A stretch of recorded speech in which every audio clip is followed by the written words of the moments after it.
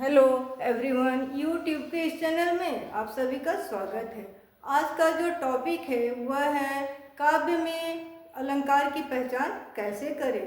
जब परीक्षार्थियों के सामने इस तरह के प्रश्न आते हैं तब वे कंफ्यूज हो जाते हैं कि सही आंसर क्या होगा। तो इस ट्रिक को अपना करके वे सही आंसर चुन सकते हैं। जैसे काव्य की जो पंक्तियाँ दी गई रहती है तो हमें पहले ये ध्यान देना है कि उन पंक्तियों को 2 या 3 बार हमें रीडिंग करना है और ये देखना है कि उन पंक्तियों में कहीं कहीं पर भी एक ही वर्ण, कहीं पर भी एक ही वर्ण, एक ही वर्ण की पुनरावृत्ति हुई है क्या। यदि वर्ण की पुनरावृत्ति हुई है तो पहले हमें उसे अंडरलाइन कर लेना है। जैसे इन पंक्तियों में विश्व का क्रंदन भुला देगी मधुप की मधुर गुनगुन। तो यहाँ इन पंक्तियों में म वर्ण का 2 बार पुनरावृत्ति हुई है। नेक्स्ट जो लाइन है, जाग तुझको दूर जाना है में भी जो वर्ण का पुनरावृत्ति हुआ है, म और जो। तो जहाँ पर वर्णों की पुनरावृत्ति होती है उसे अनुप्रास अलंकार कहा जाता है। अनुप्रास अलंकार कहा जाता है। तो पहचान हो गई ट्रिक के माध्यम से कि कौन सी ये अलंकार है। क्लियर। तो इसी तरह से जो भी पंक्तियां हो उन पंक्तियों को ध्यान से पढ़ना है और देखना है कि वर्ण की पुनरावृत्ति हुई है या नहीं। नेक्स्ट जो है, जीवन को यात्रा और मनुष्य को यात्री, ये जो कविता है ये महादेवी वर्मा के द्वारा लिखी हुई कविता है। जाग तुझको दूर जाना है। इस कविता में उन्होंने जीवन को यात्रा और मनुष्य को यात्री के रूप में वे दर्शाई हैं। तो यात्री से तात्पर्य किससे है? देशभक्तों से, देशभक्तों से। तो ये जो है यानी ये कविता उस समय की लिखी हुई थी जब हमारा देश पराधीन था। वे जीवन रूपी पराधीनता को खत्म करने के लिए वे देशभक्तों को क्या करती है? संदेश देती है, उन्हें सचेत करती है कि अब आप जाग जाओ और अपनी मंजिल को क्या करो? प्राप्त करो। जाग तुझको दूर जाना है, तुम सचेत हो जाओ क्योंकि तुम्हें अपनी मंजिल को प्राप्त करना ही है।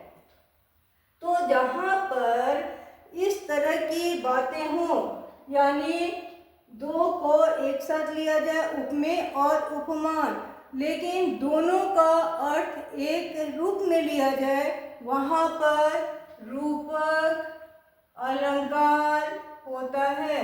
तो यहाँ क्या है? रूपक अलंकार है। नेक्स्ट लाइन जो है, जीवन सुधा 2 घूंट मदिरा मांग लाया। तो यहाँ पर भी कवित्री जो है देशभक्तों को क्या करती है? प्रेरणा दे रही है। तो जहाँ पर प्रेरित किया जाए वहाँ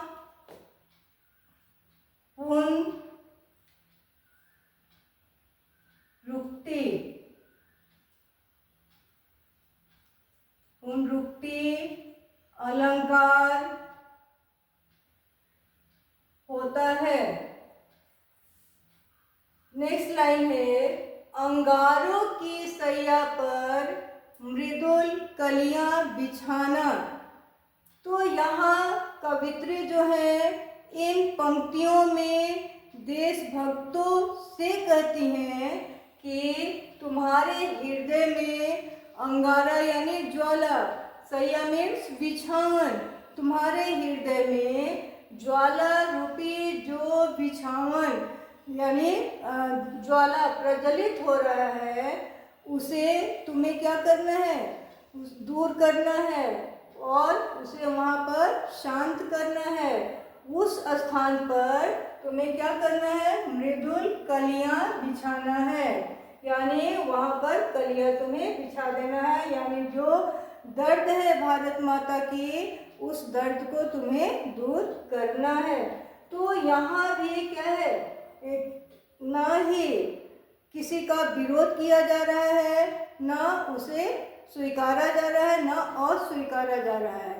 तो जिन पंक्तियों में दोनों बातें आ जाती हैं, वहाँ पर विरोधाभास, वहाँ पर विरोधाभास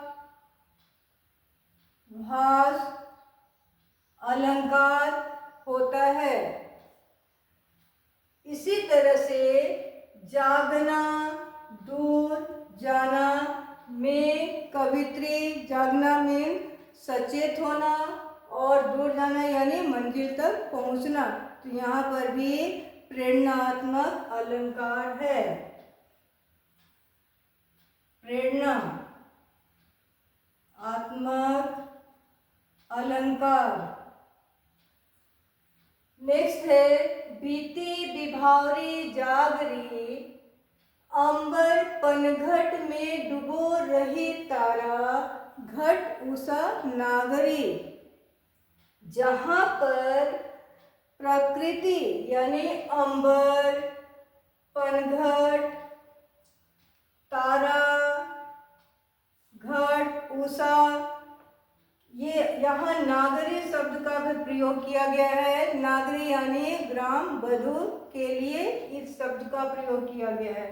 तो जहाँ पर प्रकृति और मानव दोनों को एक अर्थ में लिया जाए, यानी उपमेय और उपमान, उपमेय और उपमान दोनों को एक अर्थ में लिया जाए, उसे क्या कहते हैं, रूपक अलंकार। रूपक अलंकार, तो ये भी क्या है, रूपक अलंकार है। इसी तरह से मेघ आए, मेघ आए, बड़े बन ठनके, यहाँ पर भी मेघ की तुलना किसके साथ किया गया है, मेहमान यानी दामाद के साथ। ये जो कविता है, इस कविता में मेघ की तुलना गांव में आए हुए दामाद के साथ तुलना किया गया है कि जिस तरह से दामाद जब ससुराल आते हैं तो बड़े ही बन ठन के संवर करके आते हैं, ठीक उसी प्रकार से जो मेघ हैं वे भी बड़े बन ठन के आए हुए हैं। यानी जब वर्षा होती है तो उसके पहले क्या होता है, बयार चलती है, बरसात से पहले आंधी आती है, तो वे सारे लोग उसका क्या करते हैं, स्वागत करते हैं। तो यहाँ इस तरह की जो पंक्तियाँ हैं, यानी प्रकृति का जब मानव के साथ तुलना किया जाता है उसे मानवीय करण अलंकार कहा जाता है। अब हम लोग ट्रिक को देखेंगे। ट्रिक क्या है, अनु है प्लस रू प्लस म प्लस प्र, ये है हमारा ट्रिक है। इस ट्रिक से ही जिस भी तरह से काव्य में जो भी प्रश्न पूछा जाए अलंकार से संबंधित, आराम से आंसर दिया जा सकता है। यहाँ काव्य में अलंकार की पहचान से संबंधित किसी भी प्रकार का कोई भी प्रश्न हो तो आप लोग कमेंट बॉक्स में लिखेंगे।